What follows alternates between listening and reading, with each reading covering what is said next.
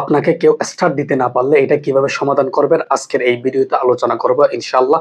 অবশ্যই ভিডিওটি শেষ পর্যন্ত দেখবেন, স্কিপ করবেন না, খুবই গুরুত্বপূর্ণ ভিডিও। তো এরকম একটা সমস্যা নিয়ে আমাকে একজন মেসেজ করছিল, আমি তার আইডি নিয়েছি। তার আইডি নেওয়ার পরে আমি রিপোর্ট করলাম, তারপর যা যা করার দরকার এগুলা করার পরে এখন কিছুদিন পর দেখলাম তাকে মানুষ আবার স্টার দিতে পারছে। সেই খুশিতে আমাকে বললো, ভাই আমাকে স্টার দিতে পারছে। আমি কিভাবে তাকে সমাধান করলাম দেখেন। তো যার জন্য আপনাকে চলে আসতে হবে ফেসবুকে। ফেসবুক আসার পর প্রোফাইলে যাবেন, প্রোফাইলে যাওয়ার পর এখানে দেখেন প্রফেশনাল ড্যাশবোর্ড। প্রফেশনাল ড্যাশবোর্ডে ক্লিক দিবেন। ওখানে ক্লিক দেওয়ার পরে কিন্তু এই যে দেখেন এখানে মনিটাইজেশনে ক্লিক দিবেন। মনিটাইজেশনে ক্লিক দেওয়ার পরে এরকম ইন্টারফেস আসবে। এখানে দেখেন স্টারে ক্লিক দিবেন। স্টারে ক্লিক দেওয়ার পরে এরকম একটা ইন্টারফেস আসবে। এখানে দেখেন রেসপন্স টু অল স্টারস এটা আছে। তারপর হচ্ছে স্টার পিন কমেন্ট, ঠিক আছে। এই যে এখানে ক্লিক দিবেন।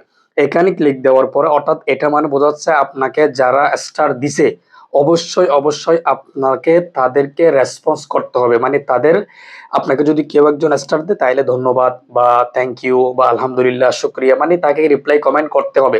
অনেক সময় দেখা যায় একটা স্টার দিলে বা দুইটা বা একটা স্টার দিলে ওইগুলাতে একটু মানে রিপ্লাই কমেন্ট করা যায় না। বেশি যখন 10টা 15টা স্টার দেয় এগুলোতে করা যায়। তো যার ফলে আপনি বারবার তাদেরকে রেসপন্ড না করার কারণে, তাদের রিপ্লাই কমেন্ট না দেওয়ার কারণে কিন্তু আপনার স্টার দেওয়া বন্ধ করে দিছে।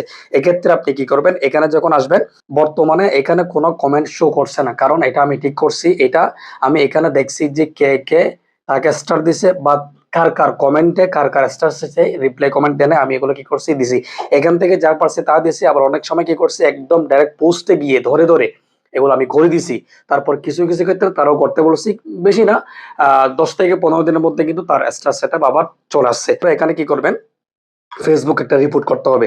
ফেসবুকের রিপোর্ট করার জন্য আপনাকে চলে আসতে হবে। দেখেন এই যে স্টারের এখানে কিন্তু আপনাকে অবশ্যই স্ক্রিনশট মারতে হবে। আমি স্ক্রিনশট মার দিচ্ছি। এখানে একটা মারবেন। তারপর এখানে ভিতর ঢুকে এখানে একটা নিলাম, ঠিক আছে।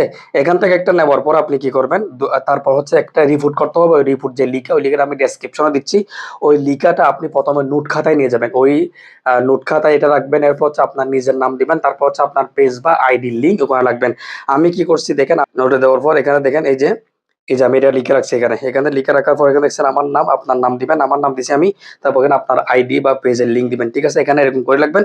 যেহেতু আমি এখান থেকে ওখানে নেবো তাই এখান থেকে পুরোটা আমি কি করবো, কপি করবো। তো এখান থেকে আমি পুরোটা কপি করে নিলাম। কপি করে নেওয়ার পর আবার ফেসবুকে চলে আসবেন। ফেসবুকে চলে আসার পর এখানে দেখেন থ্রি লাইন ক্লিক দিবেন। থ্রি লাইনে ক্লিক দেওয়ার পরে হেল্প এন্ড সাপোর্ট লিখে পাবেন, ঠিক আছে। হেল্প এন্ড সাপোর্টে ক্লিক দিবেন। ওখানে ক্লিক দেওয়ার পর এখানে দেখেন রিপোর্টের প্রবলেমে ক্লিক দেওয়ার পরে এখানে একটু নিচে নামবেন। নিচে নামার পর continue to report A problem ওখানে ক্লিক দিবেন। ওখানে ক্লিক দেওয়ার পর এরকম একটা ইন্টারফেস চলে আসবে। এখানে দেখেন ইনক্লুড দিবেন। ইনক্লুড দেওয়া আপনার যদি পেজ হয় তাহলে পেজ দিবেন, প্রোফাইলে হবে। আমার যেহেতু পেজ তাহলে পেজ দিলাম। এরপর এখানে দেখেন ডেসক্রিপ্ট।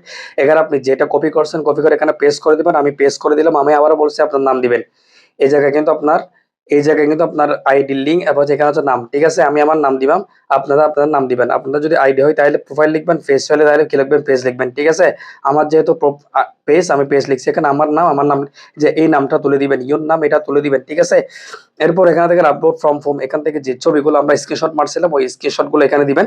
আমি তাহলে দুইটা স্ক্রিনশট নিলাম। দুইটা স্ক্রিনশট নেওয়ার পর উপরে দেখেন একটা আইকন আছে সেন্ড আইকন, ওই আইকনে ক্লিক করলে কিন্তু পৌঁছা যাবে। আমি পাঠাচ্ছি না কারণ আমার এটা ঠিক হয়ে গেছে। এরপর আরেকটা কাজ হলো, আপনি যখন কোনো একটা ভিডিও বা কোনো একটা ছবি পোস্ট করবেন তখন দেখেন আমি যদি পোস্ট করি তাইলে এই যে প্লাস আইকনে ক্লিক করার পরে পোস্ট করব। পোস্ট যেহেতু আমি একটা ছবি পোস্ট করব, যে গ্যালারিতে গেলাম। গ্যালারিতে যাওয়ার পরে আপনি নেক্সট দিবেন, কিছু লিখবেন। লিখার পর নেক্সট দিবেন। নেক্সট দেওয়ার পর এখান থেকে মনিটাইজেশন ক্লিক করার পর এখানে স্টার সেটা ইনেবল করে দিবেন। ওকে, একবার ডান দিবেন।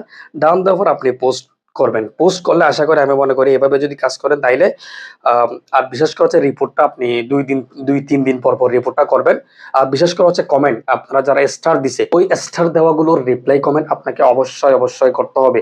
আপনি দেখে দেখে আপনি ওখানে দিবেন। এরপর হচ্ছে আপনি যেখানে যে পোস্ট করছেন ওই পোস্টগুলো চেক দিবেন। যদি আপনি যথাযথভাবে যা আপনাকে স্টার দিছে এগুলো যদি আপনি রিপ্লাই কমেন্টটা দিতে পারেন, আশা করি আপনি স্টার সেটআপ পেয়ে যাবেন। আশা করি আমাদের ভিডিওর মাধ্যমে আপনি কিছু হইলেও শিখতে পারলে আমাদের চ্যানেলটি সাবস্ক্রাইব করার। ভালো থাকবেন, সুস্থ থাকবেন। আসসালামু আলাইকুম ওয়া রাহমাতুল্লাহ।